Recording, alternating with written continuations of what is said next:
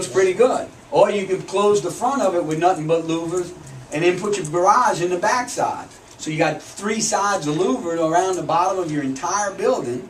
So I got all that area that if I want to throw a party behind there, nobody knows it's going, they only hear it, right? I mean, so it gives me privacy, but that's a free of obstruction type construction, which still allows me to stay up here. I mean, I can't tell you, but that's the rating versus code, and you always have issues rating versus code. Yes? All right.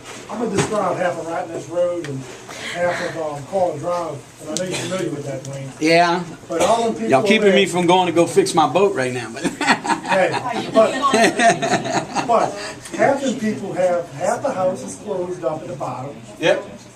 My neighbor decided, he works for the government, he's retired Coast Guard, going to Miami to do stuff for him.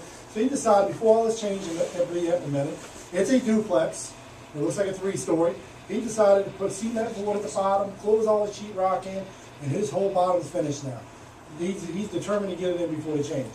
So we have a structure that's 4,000 square foot, half of it's closed in, and then my side not pretty much closed in, it's a little bit of breakaway walls at the bottom. Now, as that whole structure, if something happened to the whole structure, they would have to treat me separate from what he did, correct? It's 2 separate title and deeded pieces of property, or is it all one? It's two separate titles, but it's one Same, building. one building, it's like a double. But it's insured as one building. No, sure, two buildings. But it's connected, they're Two connected, they're but- connected. For flood insurance purposes, is insured as 2 separate policies? Correct. Okay, that's what I needed to know. Okay. Okay, But they're connected.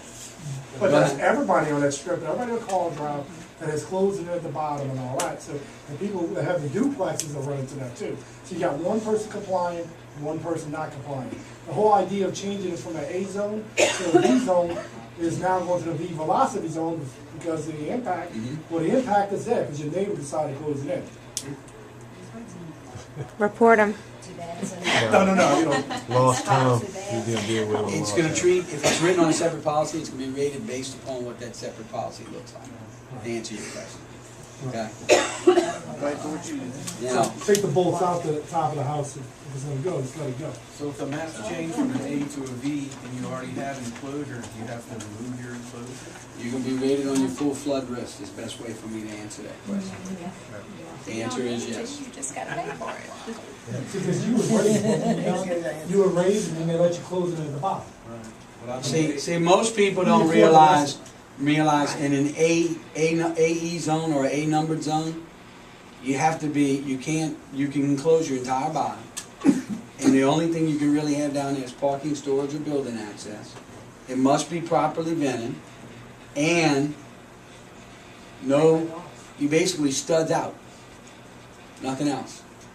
And Okay. then if they change it to a V, If they change it to V, now it's got to be breakaway walls. I'm not going to ask questions. So it's got to go from solid walls to breakaway walls. And Dwayne's phone number is, no, just kidding. He gets calls all the time.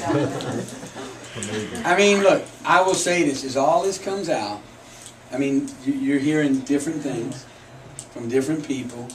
There's going to be, look, you're going to hear things out of context. I hope what I did was put some things in context on the overall law and where they want to go with it. And then hopefully that'll allow you to take the bits and pieces you have and have a better understanding of what's happening. Okay? It's a moving target. The original October changes were August 1. It got pushed back to October. Again, I say wait and stay tuned. You can't. You have to operate that it's coming, because this bulletin came out, the one that I was reading off of, came out March 29th on the implementation of it. Okay.